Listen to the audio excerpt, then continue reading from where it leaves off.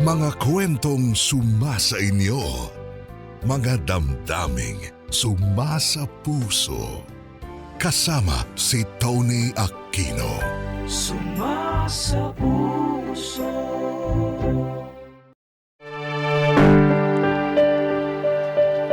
Tony, ako si Eleanor. Pero Ella na lang ang itawag niyo sa akin. 27 anyos na ako at tubong Cavite.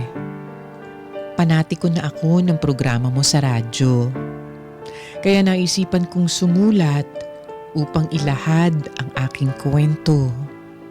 Nais ko rin kasi na humingi ng payo sa iyo at sa inyong mga tagapakinig. Nagsimula ang lahat noong 2023 nung nakilala ko si Edward. Magkatrabaho kami sa pabrika na pinapasukan ko. Naging magkaibigan kami at hindi nagtagal ay nagkamabutihan. Makaraan ng 2 buwan ay nagbunga ang pagmamahalan namin ng nobyo ko. Takot na takot ako noong mga panahon na yun dahil nabuntis agad ako, gayong wala pa naman kaming 1 taon ni Edward. Agad kong sinabi sa nanay kong nangyari. Hindi naman siya nagalit dahil nasa hustong edad na raw ako. Ang inaalala lang niya ay kung pananagutan ako ng boyfriend ko. Buti na lang at positibo ang naging reaksyon ni Edward sa ibinalita ko. Handa raw siyang maging ama sa magiging anak namin. Kaya lang nung mga panahon na yun ay hindi ko pa personal na nakikilala ang pamilya ni Edward. 3 lamang sila sa kanilang tahanan. Kasama niya ang nanay Iday niya at ate Maylin. Pumanaw na kasi ang ama ni Edward. Kaya kabado talaga ako ng gusto. Hindi ko alam kung ano ang kanilang magiging reaksyon sakaling malaman nila na magkakaanak na kami ni Edward. Kasi ang alam ko, si Edward lamang ang kumakayod para may panggastos sila sa araw-araw.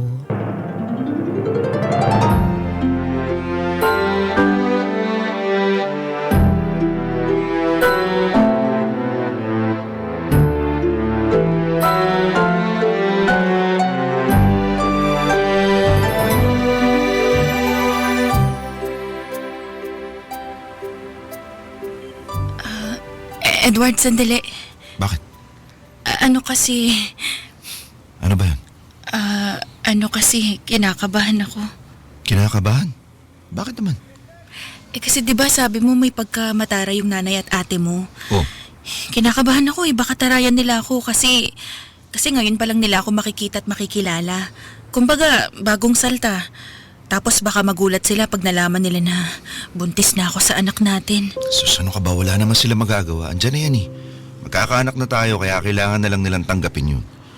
Oo, medyo magugulat sila pero wag mong pansinin, huhu pa rin yun.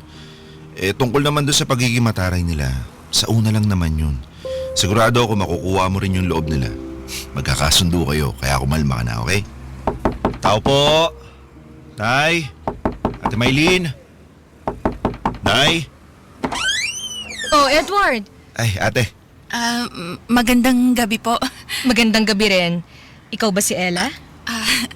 Opo, ako nga po. Sabi na eh. Kung ano yung mukha mo sa picture na pinakita sa amin ni Edward, iba sa personal. Po? Ano pong ibig niyong sabihin? Ate Maylin naman. O ano? Wala naman akong ginagawa. Di pa nga kami nakakapasok sa loob ng bahay kung ano-ano na sinasabi mo kay Ella. Papasukin mo muna kaya kami. O sige, go. Pasok na kayo. Sungit naman nito. Ella, tara na. Sige. Si nanay. Tsaka ate, bakit ka nagsasalita ng ganyan sa nobya at magiging nanay ng anak ko? Ano ka mo? Tama ba yung narinig ko? Magkakaanak na kayo? Oo, kaya konting respeto naman. Nakakaloka ka naman, Edward. Hindi ako makapaniwala na sa dinami-rami ng babae sa mundo Hoy ate, kung ano man yung sasabihin mo, huwag mo na ituloy. Ay nako, lagot ka talaga. Kailangang malaman to ni nanay. Nay! Nay! Halika dali! Ano ba yun, Marlene? Kita mo nagluluto ako rito ng hapunan natin eh. Sandali lang ho! Halika kayo rito! Dali! Ano ba kasi yon? Teka, makapunta nga dyan. Oh, andyan na pala kayo, Edward. Mana po, Nay? Kaawaan ka ng Diyos, anak. Si Ella na ba itong kasama mo? Opo, Nay. Si Ella po. Ella, si Nanay. Magandang gabi po, Nay. Magandang gabi rin. Sakto pa lang dating nyo patapos na akong magluto ng Ay, Diyos ko, Nay! Alam mo bang buntis na pala itong si Ella? Ha? Ano ka mo? Tama ba yung narinig ko? Buntis ka, Ella. Magkakaanak na kayo? Opo, Nay. Magdadalawang buwan na po. Ay, Diyos me! Parang ang bilis naman, anak. Akala namin ang ate mo ipapakilala mo lang sa amin ang girlfriend mo. Hindi namin akalain na maibabalita ka pa. Pasensya na po kung nabigla po namin kay Nay. Teka. Alam na ba ng mga magulang mo to, Ella? Opo, nauna na po naming sabihin kay Nanay. Anong sabi niya? Wala naman po. Wala! Paanong wala? Ibig sabihin, tinanggap na lang niya yung pagbubuntis mo. Naku, pambihira. Kung ako ang nanay mo, baka nakurot na kita sa singit. Kasi parang kakikilala mo lang sa anak ko, nagpabuntis ka na. Nay naman. Manahimik ka! Baka naninigurado, Nay. Baka gustong malahian ng maganda para hindi niya maging kamukhang magiging anak nila. Kasi kumpara sa mga naging nobya mo, na di hamak na puro magaganda. Walang-wala yung Ella na yan. Ay, nako. Ayoko na lang talagang magsalita ng masama. Baka bigla akong tamaan ng kidlat. Nay, pagsabihan niyo si ate ha. Nakakaya kay Ella. Huwag naman sana kayong ganyan. Bakit? Masisisi ko bang ate mo? Nay naman. Oo na. Ikaw, Maylin. Sa dami na ng sinabi mo mga masama, hindi na talaga malabo na tamaan ka ng kidlat. Grabe naman kayo, Nay. Buti pa. Tigilan nyo na yan. Doon na tayo sa mesa. Patapos na ako sa pagluluto. Doon na natin ipagpatuloy itong pag-uusap tungkol sa plano nyo dyan sa magiging anak ninyo. Ay, naku talaga ikaw, Edward. Sa dami ng naisip mong isorpresa sa amin yung ganito pa. Ay, halina kayo doon.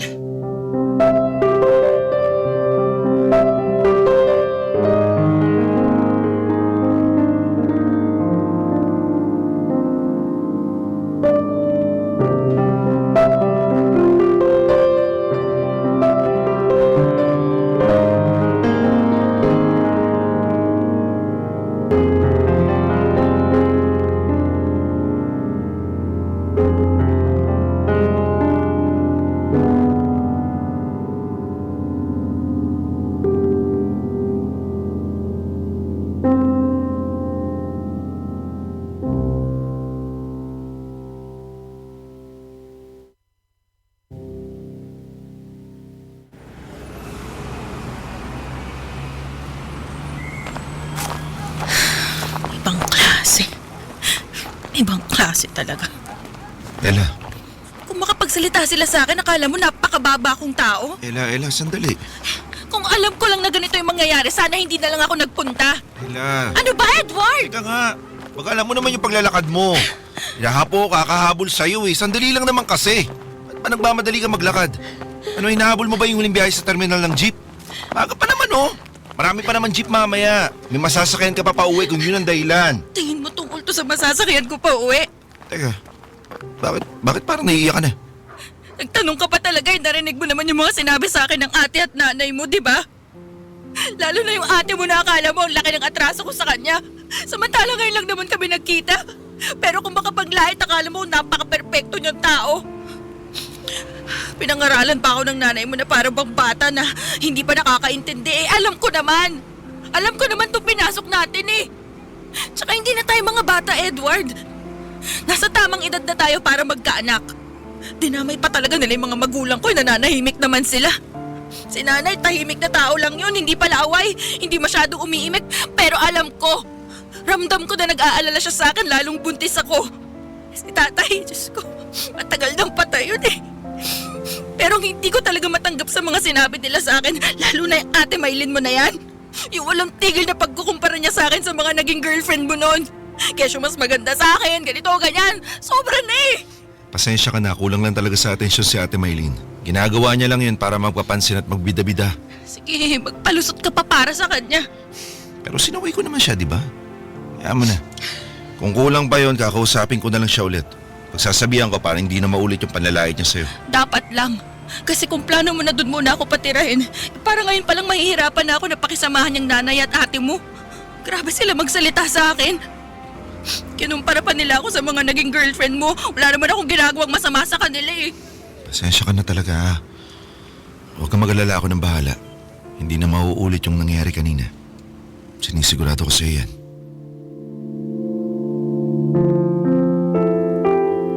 Tony, hindi ko akalaing ganun kasama ang magiging unang pagkikita namin ng pamilya ni Edward.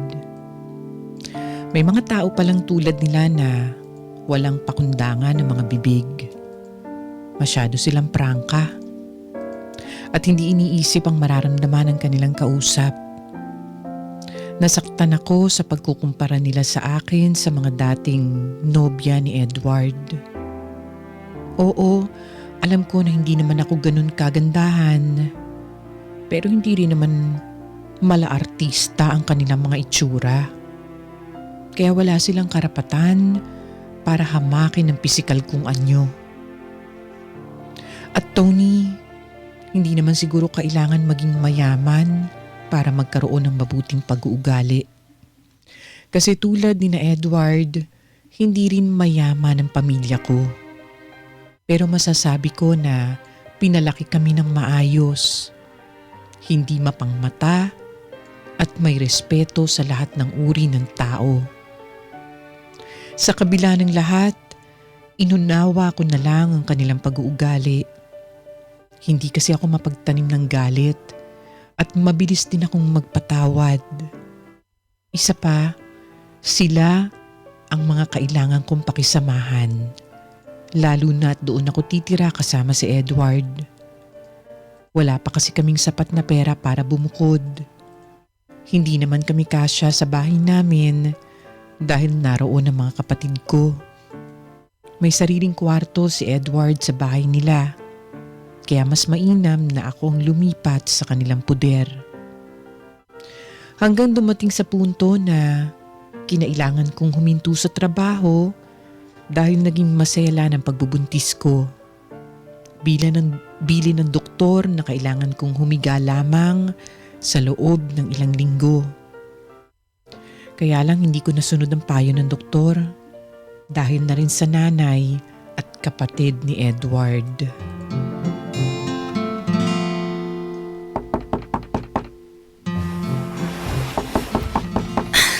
Ano ba yun? Aga-agang ingay-ingay. Kung makakatok pa, kulang na lang sirain pinto na. Ella! Mabatanghali na! Kailan mo planong lumabas dyan sa kwarto ninyo, ha? Si nanay naman eh. Hoy, Pasigaw Ella! wagas. Buti pa, buksan ko na tong pinto para manahimik siya. O Ella, buti naman pinagbuksan mo na ako ng pinto, ano? Akala ko aabutin ka pa ng samsam dyan eh. Pasensya na po, kagigising ko lang. Ano kasi- ka mo? Kagigising mo lang kalahating oras na lang, 12:00 na ng tanghali.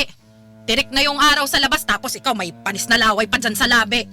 Pasensya na po, Nay. Pero masama po kasi yung pakiramdam ko eh. Hindi po ako makabangon.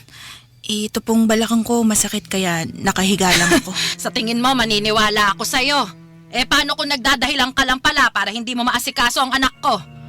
Aba, sobra na yata yung katamaran mo, Ella. Hindi ka na nga nagtatrabaho. Yung anak ko na lang nga nagpapakahirap magbanat ng buto simula nung mabuntis ka. Pero hindi mo magawa ang tungkulin mo bilang kinakasama niya. Tapos, ang kapal pa ng mukha mong magbuhay prinsesa dito sa pamamahay ko. Akala mo yata uubra sa akin yung pag-iinarte mo, ano? Pues, ngayon pa lang, sinasabi ko na naibahin mo ko. Nay, hindi po ako nag-iinarte. Masama lang po talaga yung pakiramdam ko. Huwag mo nga akong rasunan dyan. Puro na lang pagpapahingang ginagawa mo sa pamamahay ko. Ay, naaaburido na ako. Buti pa, lumabas ka na dyan sa kwarto ninyo at tulungan mo ako doon na maglinis. Maglinis ng ano po? Nang ano pa ba? Di ng buong bahay. Tapos pati yung mga aparador namin doon sa kwarto ayusin mo ang laman. magpagpag ka. Tapos magwalis habang ako naman nag-aayos ng damit. Plano ko na kasing magbawas ng gamit. O dali na, tulungan mo na ako doon para mabilis ako matapos.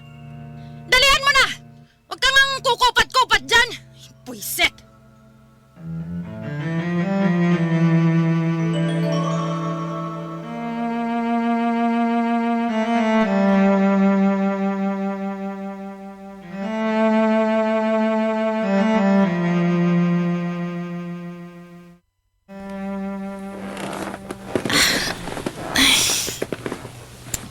Nela, kanina ko pa napapansin, kanina ka pa paikot-ikot dyan sa higaan. Tapos hawak mo pa yung puson mo. Masakit ba? Oo Kanina pang umaga to Talaga? Ano bang nararamdaman mo? Basta parang para akong meron. Yung mabigat yung puson ko, parang binabana tsaka dinadaganan ng mabigat. Tsaka may spotting ako kanina Hindi ako sigurado kung normal sa buntis yun o ano. Sabi naman sa internet, minsan normal lang daw yun. Pero Edward, sa tingin ko dapat magpatingin na agad tayo sa doktor. Ganun ba? Hayaan mo, bukas na bukas magpapadoktor tayo para malaman natin kung ano nangyayari sa'yo. Siguro napagod lang talaga ako ng husto ngayong araw, Edward. Okay, bakit naman? Nagpatulong kasi sa paglilinis ng mga aparador nyo rito sa bahay yung nanay mo Tapos nun, pinaglampaso niya pa ako ng sahig. Tapos nagpalit pa kami ng mga kurtina. Plano pa nga niya sana akong patulungin sa paglalaba. Kako, hindi ko na nga kaya Namamaluktot na ako sa sakit ng puson ko kaya humiga na lang ulit ako dito sa kama. Kaso naman nung dumating naman si Ate Maylin, kinatok ako ng kinatok. Tulungan ko raw siya sa pagbabalat ng gulay na lulutuin sa hapunan natin. Grabe, wala nang katapusan ng mga gawain. Pasensya ka na, Ella, ha? Di rin sila naniniwala na masama yung pakiramdam ko ngayon. Sabi nga ng nanay mo, nagdadahilan lang daw ako para hindi mautusan. Hindi naman totoo yun kasi kilala mo naman ako na may kusa, di ba? Kundi lang talaga masama yung pakiramdam ko Hindi na nila kailangan sabihin yung mga dapat kong gawin. Pero Edward, iba lang talaga yung pakiramdam ko ngayon. Kaya nga bukas pupunta agad tayo sa ospital. Sana nga normal yung nararamdaman mo. Paano kung hindi, di ba? Ipagdasal na lang natin na walang masamang mangyari.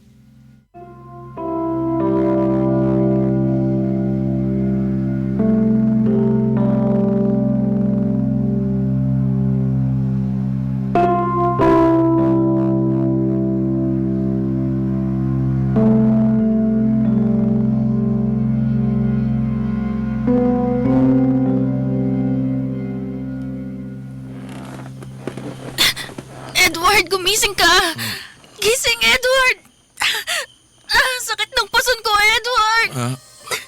Ella, ano nangyayari sa'yo? Ewan ko, hindi ko alam. Basta na lang ako nagising dahil sobrang sakit ng puson ko. Ano? Buti pa, dalhin mo na ako sa ospital. Sige, sige. Hindi ko na kaya, Edward. Oo. Para na ako mawawala ng malay. Sige, sandali lang. Sige na. Oo. Parang kawawa Sige, na. tatawagin ko lang muna si nanay, ha? Bakit mo ba tatawagin? Ha? Kailangan ko ng tulong nila, syempre, di ba? Ikaw na lang! Okay. Buhatin mo ako kasi hindi Sige, ko sige. na kaya maglakad. Oo. Kumilos ka na. Ito na. Edward, utang na loob. Baka Oo na. mapano pa yung baby natin. Sige, sige. Edward! Ito na, kumapit ka sa akin.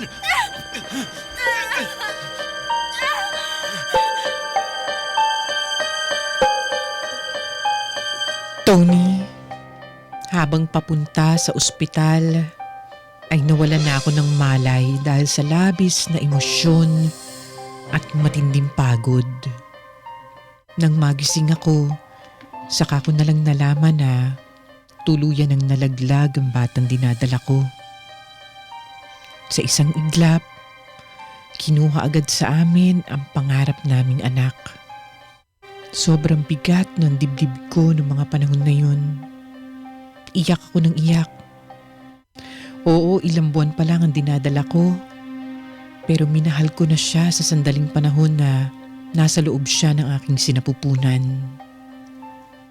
Sa totoo lang, yun din ang unang beses na nakaramdam ako ng matinding galit. Hindi ako mapagtanim ng galit. Pero noong mga sandaling yun, nagalit talaga ako ng husto sa binan ko. Alam ko sa sarili ko na may pagkukulang ako, pero alam ko rin na hindi sana ako makukunan kung hindi ako pinahihirapan ng nanay ng kinakasama ko. Isama mo pa ang anak niyang babae na may masama ring pag-uugali. Puro parinig at walang humpay na pamumuna sa bawat ginagawa ko. Alam kong nakasama sa akin ang matinding stress. Pero wala naman akong magawa para iwasan ang pamilya ni Edward. Sa bahay nila ako nakatira. Ano't ano pa man, ako pa rin ang kailangang magpakumbaba.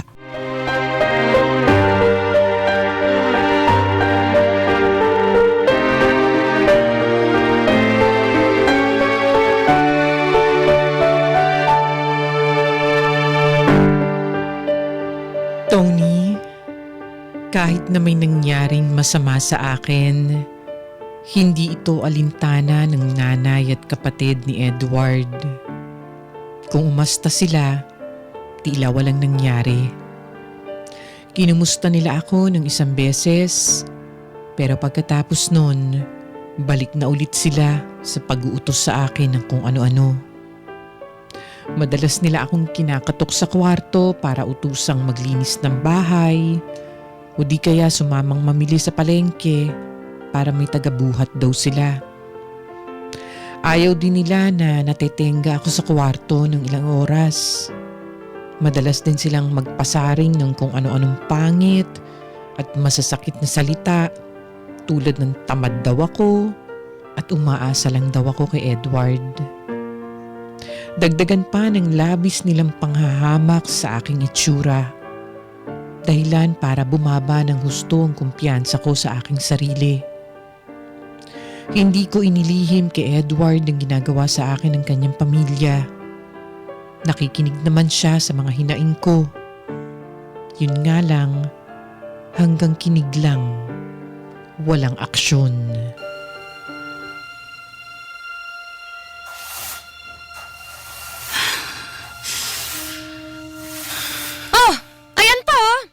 Hindi mo ba nakikita, ha, Ella? Ayan pa! May kalat pa dyan sa winalisan mo. Grabe ka naman!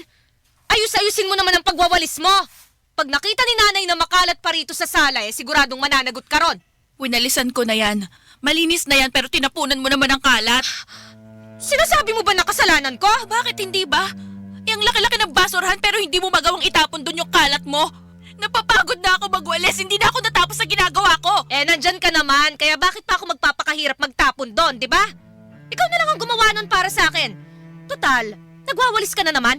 Ate, hindi ako katulong dito sa bahay nyo Pero kung tratuhin nyo ako, daig ko pa yung kasambahay. Sana kung sinusweldohan nyo ako, di ba o inaabutan kahit konti? Kaso wala Ni pang merienda bilang pasasalamat sa mga ginagawa ko, hindi nyo magawa. Hoy! Para sabihin ko sa'yo, nakikitira ka lang rito sa bahay namin. Kaya dapat may gawin ka para naman magkasilbi ka, no? Tingin mo yata sa sarili mo senyorita. Tsaka, para yan lang Pagwawalis lang yan. Hindi naman yan mabigat na gawain. Di ka na rin naman buntis, kaya ano pa bang nirereklamo mo dyan? Dami mong sinasabi, nakakabwisit ka.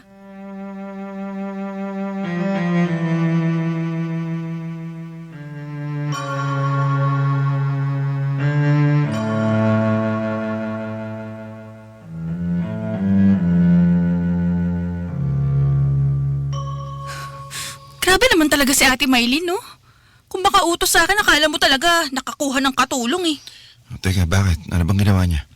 Nagwawalis ako ng sahig. Oh. Hindi na ako matapos-tapos kasi nagkalat siya. Taig niya pa yung bata, ang hirap sawayin. Tapos pakiramdam ko katulong ang trato nila sa akin. Wala na silang ibang ginawa kundi utusan ako.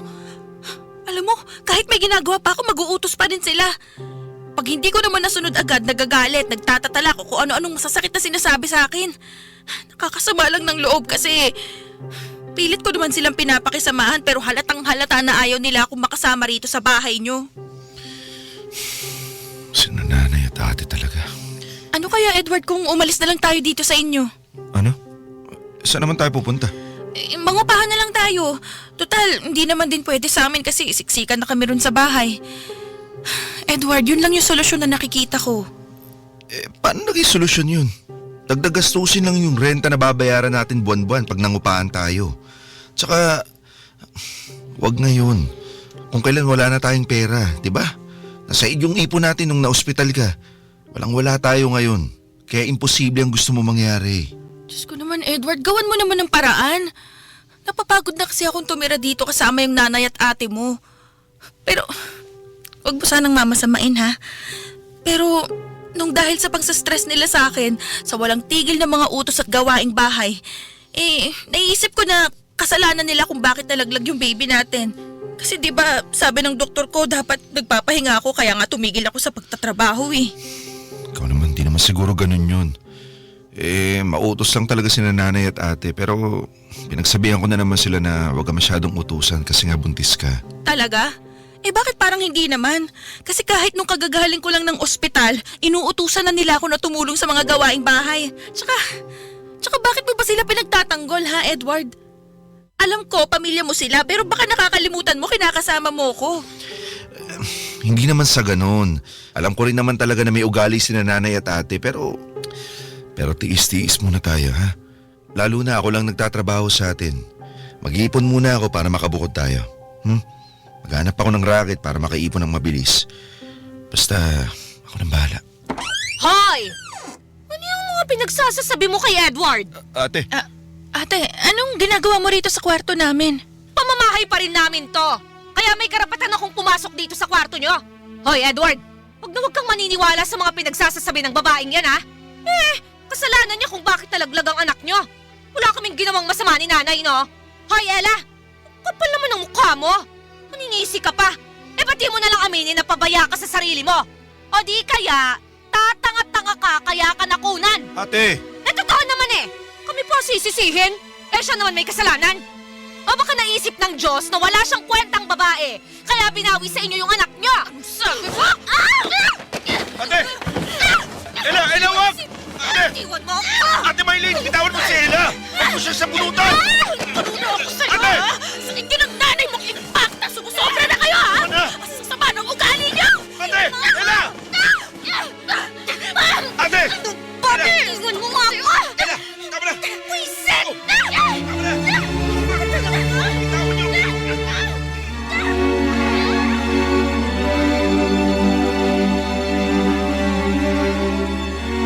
Tony, akala ko ay lubusan ko ng kilala ang aking sarili. Pero noong ko lang nadiskubre na may kakayahan pala akong manakit ng tao. Nagdilim talaga ang paningin ko sa mga sinabi ni Ate Maylene. Kaya kong tanggapin ang panlalait niya sa itsura ko. Pero hindi ako papayag na idamay niya sa away namin ang pagkawala ng baby ko. Mula noon ay lalong tumindi ang tensyon sa pagitan namin ni Ate Maylene at sa biyenan kong hilaw na si Nanay Iday. Hindi na ako sumasabay sa kanila kapag kumakain. Kinakausap lang nila ako kapag may pag-uutos sila. Kaya namang kinumbinsi ko si Edward na payagan na akong bumalik sa trabaho. Para naman hindi ko na laging nakakasama sina Ate Maylene at Nanay Iday. Isa pa, desidido na akong gawa ng paraan ang pagbukod namin ng tahanan. Hirap kasi si Edward na makaipon dahil halos lahat ng sweldo niya ay napupunta lang sa mga gastusin sa bahay. Tony, natupad naman ang plano ko. At unti-unti akong nakaipon mula sa aking sinusweldo. Kaya lang, nabuntis si Ate Maylene at tinakasan ang kanyang karelasyon. Nadagdagan tuloy ang kargo ni Edward. Pati ako ay naobligan tumulong din. Lumipas na lang ang 2 taon, hindi pa rin nagbago ang sitwasyon namin. Nakikitira pa rin kami at hindi pa rin kaya ni Edward na humiwalay sa kanyang pamilya. Hoy! Tagal mo naman magbanyo, be! Nahulas na yung makeup ko sa init dito sa CR! Sorry, be. May ginawa kasi ako eh. Ano? Ay, ano yan? Ito, Huy, ba't nagpiti ka? oo, delay kasi ako kaya nagtaka na ako. Naisip kong mag-PT para makumpirma kung totoo yung hinala ko na baka buntis ako. Uy, kamusta? Anong resulta? Positive nga ako, Sandra. Buntis ako. Hala! Ay, teka. Good news yan. Bakit parang hindi ka masaya? Hindi naman sa ganun, pero basta kakausapin ko na lang muna si Edward pagdating sa bahay. Sige, sige.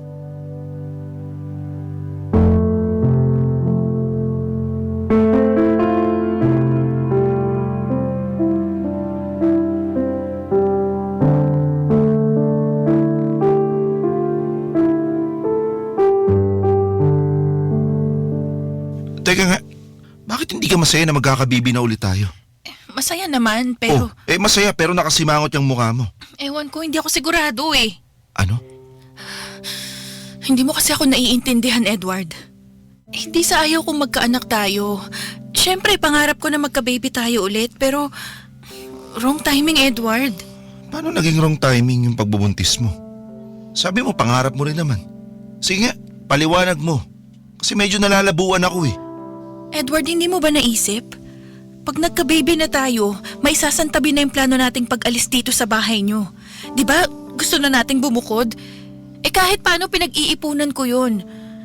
Kahit na marami nga tayong pinagkakagastosan ngayon, naglalaan talaga ako ng konti para dun eh. Kaso, dahil sa pagbubuntis ko, sigurado na mapupunta na sa anak natin lahat ng pera na sasahurin ko. Ngayon pa lang, siguradong gagastos na tayo sa pagpapatingin sa doktor, pagbili ng mga vitamins o anumang mga reseta. Wala pa man din si baby patong-patong na yung mga gastusin natin. Lalo na pag nanganak pa ako. Tapos posible pa akong tumigil sa pagtatrabaho kapag naging masela na naman yung pagdadalang tao ko. Edward, lalo tayong mapipilay niyan. Mauubos lahat ng ipon ko. Sana kung may matutulong ka, kaso... Teka nga lang. Kung makapagsalita ka naman dyan, parang pinalalabas mo. Wala akong naitutulong sa mga gastusin natin. Ano? Porke ikaw yung gumagastos sa ating dalawa, Bakit gano'n? hindi ba? Yun naman talaga yung totoo eh. Naturingan na dalawa tayong may trabaho pero yung pera mo, yung malaking parte ng sinusweldo mo, pinantutulong mo sa ate mo at sa anak niya. Kulang na lang akuin mo yung pamangkin mo sa pagpapakatatay mo kahit hindi naman dapat eh. Oh, anong masama doon? Pamangkin ko naman yun. Walang masama. Pero sana naman wag bigay todo. Andiyan naman yung ate mo, lakas-lakas pa niya. Pwede pa naman siya maghanap buhay. Kumayod siya para sa anak niya para hindi ikaw nang ikaw ang sumasagot sa lahat. Hirap kasi sa'yo, masyado kang mabait eh. Hindi ko kasi kayang pagdamutan yung sarili kong pamilya, yun. Paano na yan pag nagkataon na kinailangan kong huminto sa trabaho para sa anak natin? Sige nga. Edward, hindi naman pwedeng dalawang pamilya yung kailangan mong buhayin. Bakit, kaya mo ba? Ngayon pa lang yata parang hindi na eh. Sandali nga lang. Paano ba napunta kina ate yung usapan? Yung issue natin dito, yung hindi mo pagiging masaya na magkaka-baby na ulit tayo. Dahil lang dyan sa plano mo na hindi matutuloy. Alam mo, sumasama yung loob ko kasi hindi ko akalain na maiisip mo yung bagay na yan. Anak natin yung pinag-uusapan dito. Pero parang mas mahalaga sa'yo na makaalis tayo. Na makapagbukod tayo ng bahay. Kahit na swerte na tayo dito eh. Libre naman tayong pinatitira rito ni nanay. Libre nga, pero alam mo naman yung pinagdadaanan ko sa kanila ng ate mo, di ba? Sa araw-araw na ginawa ng Diyos, walang kapayapaan ng puso at isip ko sa kanila. Lagi na lang silang may nasasabi sa akin, may gawin man ako o wala. Pakiramdam ko parang wala akong karapatang magpahinga kapag nandito ako sa inyo. Kaya hindi mo ako masisisi kung gusto ko nang umalis dito sa bahay na to. Alam mo, sobra ka na makapagsalita eh, no? Malaki nga yung utang na loob natin kina nanay kasi pinatira nila tayo rito. Ano ba naman yung pakisamahan mo na lang sila? Tsaka intindihin mo na lang si Ate Maylene, di ba? Kung pakikisama lang at pag-intindi sa kanila, matagal ko nang ginagawa yan. Ako ba? Naiintindihan mo kung bakit ako nagkakaganito? Oo naman. Oo naman, kahit hindi naman talaga. Kasi kung oo, hindi ka ganyan magsasalita sa akin ngayon. Hindi rin sasama ang loob mo sa pagsasabi ko ng nararamdaman ko. Edward, mahalaga sa akin ang magiging anak natin. Alam mo yan, pero baka nakakalimutan mo ng dahil sa pagod at stress ko nun sa ate at nanay mo. Kaya ako nakunan sa panganay natin. Gusto mo ba na maulit-ulit yon, ha? Sobra kang magsalita ah. Kala mo naman napakasama nilang tao. Sobra na kung sobra. Pero nagsasabi lang ako ng totoo. At ikaw naman, ikaw dapat ang unang nakakaintindi sa akin eh. Pero ang lumalabas, mas sila pa yung kinakampihan mo. Ano ba talaga ako sa buhay mo, Edward? Partner? O babaeng nabuntis mo lang?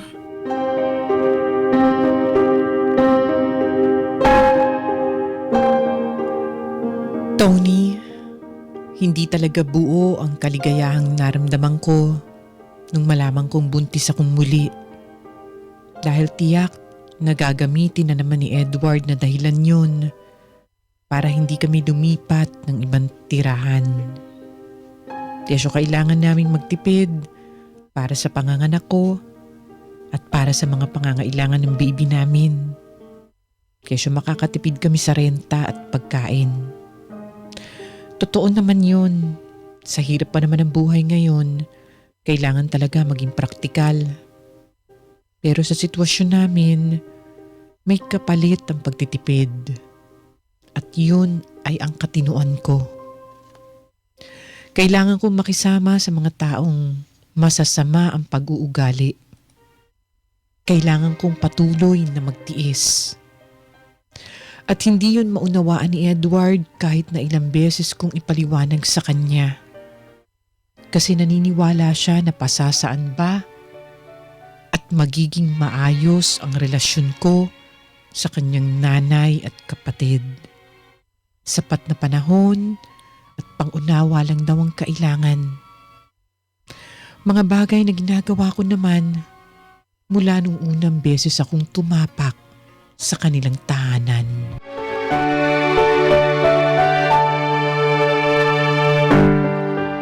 Tony, sa awa ng Diyos, naging maayos naman ang pagbubuntis ko. Ligtas kong naipanganak ang baby namin ni Edward. Pinilit ko pa rin pagsabayin ang pagtatrabaho at ang pag-aalaga sa anak namin.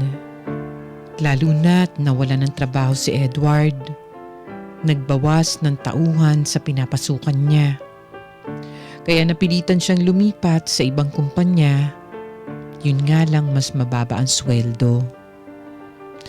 Sa abot na makakaya ko, kahit na mahirap, pinakisamahan ko pa rin ang pamilya ng kinakasama ko. Hindi pa rin kasi namin talaga kayang bumukod, lalo na nagsisimula pa lang kami sa pagpapamilya. Pero hindi pa rin ako nawala ng pag-asa na darating ang araw na magagawa rin naming lumayo ni Edward. Kung hindi niya kayang tuparin ang matagal na niyang pangako, ako na lang ang gagawa ng paraan.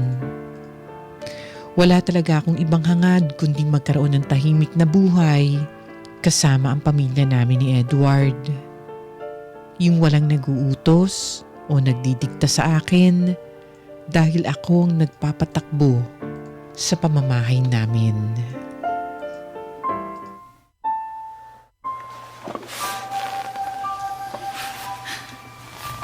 Grabe naman to. Kanina pa ako nagpa-plancha pero parang hindi na uubos to mga damit. Namamanhid na to mga kamay ko. Buti na lang tulog lang yung anak ko. Kasi wala akong matatapos kapag nagising yun. Sana lang mamaya pa siya gumising. Buti pa, bilisan ko na rito para matapos na ako. Eto, idagdag mo sa pinaplansya mo, Ella. Nay, baka po pwedeng bukas na lang yan. Anong bukas? Bakit mo pa ipagpapabukas kung pwede mo namang gawin ngayon, Aber? Kasi ho... Anong kasi? Hilig mo talagang mga tuwiran, ano? Gawin mo na lang, ang dami mo pang sinasabi. Hindi naman ho sa ganun, pero... Ang dami ko na pong pinaplansya ngayon eh. Marami pa po akong di natatapos, tapos dinagdagan nyo pa. Baka mamaya abutin na ako ng umaga niyan eh. Kasalanan mo naman kasi kung bakit ka natambakan. Kukupad-kupad ka kasi. Ang bagal mo mamalansya. Hindi po ako mabagal mamlansya. Marami po kayong gustong ipaplansya tapos plano nyo pang dagdagan. Eh kung kayo na lang kayang gumawa kasi pagod na ako rito oh. Pag kayo nagplansya baka wala pang isang oras aayaw na kayo. Ba't talaga naman? Ay! Kundi ka ba namang bastos? Pasensya na po pero sana maintindihan nyo yung pinanggagalingan ko. Hindi pa nga ako kumakain eh. Nagugutom na ako pero kabilin-bilinan nyo, tapusin ko muna itong mga ginagawa ko. Magpapadede pa po ako ng anak ko, Nay. Pero paano ko pa magagawa yun ng maayos kung pagod na pagod Wala na ako? akong pakialam kung anong gagawin mo. Kung di ka pa kumakain dyan o kung ano pang kaartihan ang naiisip mong gawin, wala akong pakialam. Basta tapusin mo yung pamamlansya mo. Gano'n naman dapat, di ba? Tinatapos ang trabaho at hindi iniiwan alang-alang sa katamaran. Wala talaga kayong awa sa akin, ano? Anong walang awa? Ano ba yung pinagsasabi mong babae ka? Ano ba nangyayari? Bakit doon pala sa pinto, dinig na dinig ko na yung sigawan nyo, Nay? Paano hindi ako mapapasigaw? Sumusobra na tong kinakasama mo. Kung makapagsalita siya inaapi raw namin siya rito. Nagdadagdag lang naman ako ng damit na paplansyahin niya. Total, nagpaplansya naman na siya Para isahan na lang sana tapos pagsasabihan ako na inaapi ko siya. Grabe naman yan. Totoo naman na inaapi niyo ako, Bakit, hindi ba? Simula nung tumapak ako sa pamamahay niyo, yun na talaga yung nararamdaman ko. Tsaka sabi niyo ni Ate Maylin, hindi niyo ako gusto para sa anak niyo, di ba? Buti alam mo yun. Tsaka, paano ka namin magugustuhan? Ganyan ang ugali mo. Hindi ka marunong makisama, Ella. Paanong hindi? Sa abot ng makakaya ko, pinakisamahan ko kayo, Nay. Teka nga. Pwede ba huminahon muna kayo? Na naman kayo Mag-aaway na naman kayo. Baka mamaya mauwi na naman sa sakitan. Edward, pagsabihan mo yung nanay mo, Sumusobra na Kung makautos sa akin, naku, buti sana kung wala tayong anak na alagain. Ay sus, parang yan lang Noong panahon ko, nagagawa ko namang pagsabay-sabayin ng paglilinis ng bahay at pag-aalaga ng bata. Kasi ganun ang gawain ng isang babaeng nakikipisan. Hindi tulad mo. At partida dala-dalawa pa yung mga anak ko noon. Sa'yo isa lang. Kayo yon. Magkaibang tao tayo Ay, ko talaga. Ikaw pala sagot ka at basto sa mga nakatatanda sa'yo. Ay, talagang babae ka. Hoy, Edward, ano ba? Wala ka man lang sasabihin dyan? O ano bang gusto mong sabihin ko? Tsaka, kung tutuusin, maliit na bagay lang naman tong pinag-aawayan nyo, di ba? Kung ayaw mo nang mamalansya, di wag. Ayaw mo na tumalak si nanay. Titigil din naman siya kapag napagod yung bibig niya. Alam mo, ikaw na lang sana yung umunawa kasi matanda na siya Teka, Edward, bakit palagi na lang ako? Paano naman ako? Wala na ba akong karapatang unawain? Saka kung makapagsalita ka dyan, parang inapi ko nanay mo, Wala naman ako sinasabing ganyan Yan ang tinutumbok mo. Pwede ba pagod ako? Tigilan na natin to kasi sumasakit niya yung ulo ko. Yan lang namang babaeng yan ang nagpapalala sa sitwasyon Maliit na bagay, gustong-gustong palakihin. Nay, pasensya na po kayo kay Ella. Pagsabihan mo rin kasi ang babaeng yan, anak. Hindi yung habang tumatagal lumalaki ang ulo. Yung mayabang Akala mo kung sino. Apo, Nay. Bakit parang nanay mo na yung kinakampihan mo ngayon? Paano naman ako, Edward? Dapat ako yung kampihan mo. Pamilya ko pa rin naman si nanay. Mahalaga sa akin yung opinion niya. Tsaka may punto rin naman siya. Hindi rin naman tama na sagot-sagutin mo yung nanay ko, di ba? Ganon. Di baling ako yung laging agrabyado. Importante, hindi masaktan yung damdamin ng nanay mo. Galing mo rin, no? Magsama kayo ng nanay mo. Teka, saan ka pupunta? Wala kang pake. Hoy! Hindi ka pa tapos magplansya, Hoy! Ella! Pambihirang buhay to.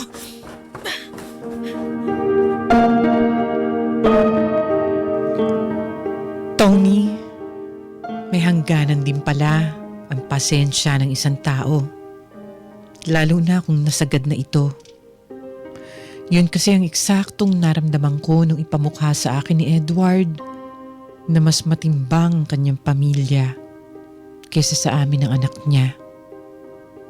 Para akong sinampal ng realidad na isang mahinang lalaking napili kong mahalin. Doon lang ako namulat na sa tunay na pagkatao ni Edward. Akala ko sadyang mabait lang siya at mapagmahal sa kanyang ina at kapatid. Yun pala, talagang wala siyang sariling disposisyon sa buhay. Mahina ang loob, hindi marunong dumiskarte. Nung araw na yun, nagalit ako ng husto kay Edward, kaya hindi ko na siya kinausap hanggang kinabukasan. Hindi ko naman inasahan na tatagal ng ilang araw ang tampuhan namin. Hindi rin naman kasi gumagawa ng paraan si Edward para suyuin ako. Hindi siya galit sa akin pero para lamang siyang tuod na naghihintay ng susunod kong gagawin. Kaya ang lumalabas tuloy, ako na lang ang mag-isang lumalaban para sa sarili ko at sa aking anak. Kaya naman nagdesisyon na akong tapusin na ang lahat ng paghihirap ko.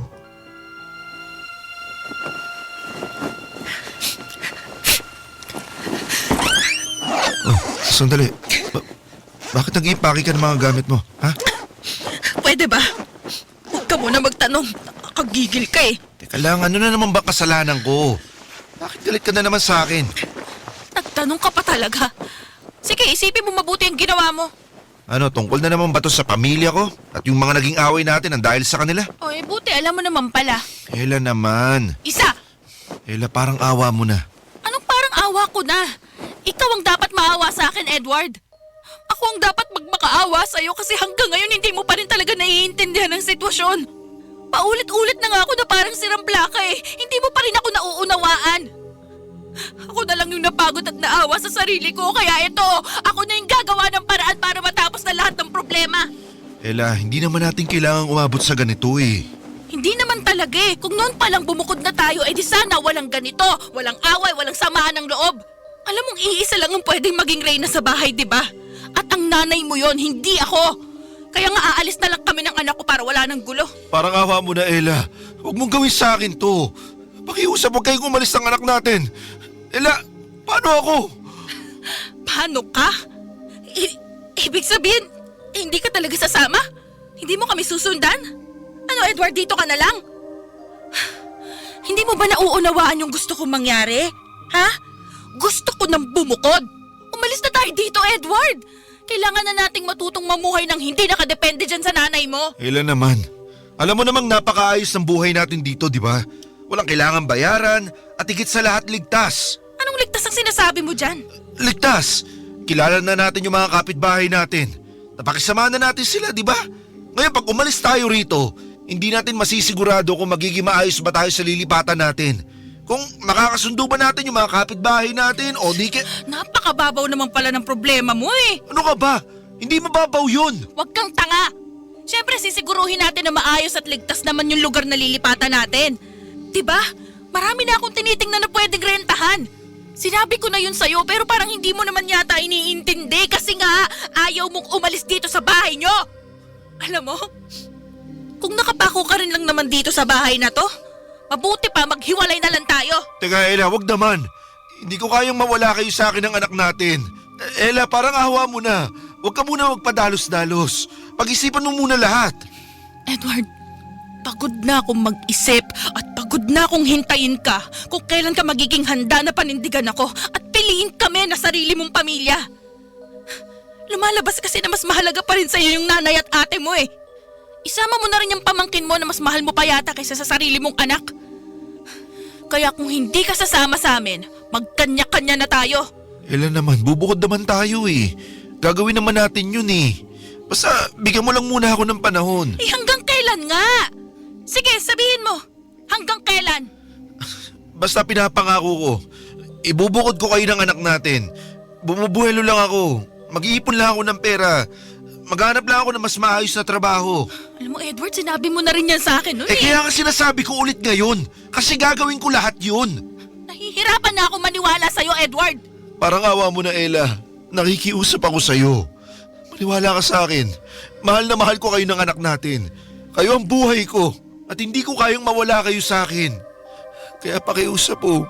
Bigyan mo pa ako ng isa pang pagkakataon para naman to pa rin yung pangako ko sa inyo.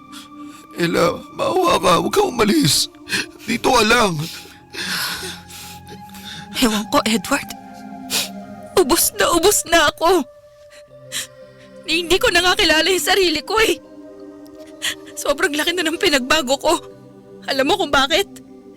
Kasi napaka-miserable ko na. Nung tumapak ako sa pamamahay na to, puro kalungkutan at galit na lang ang naramdaman ko. Kaya pasensya ka na, Edward. Kung masaya ka dito, edi dito ka na lang. Mas bagay sa'yo maging anak ng nanay mo kesa maging ama ng anak ko.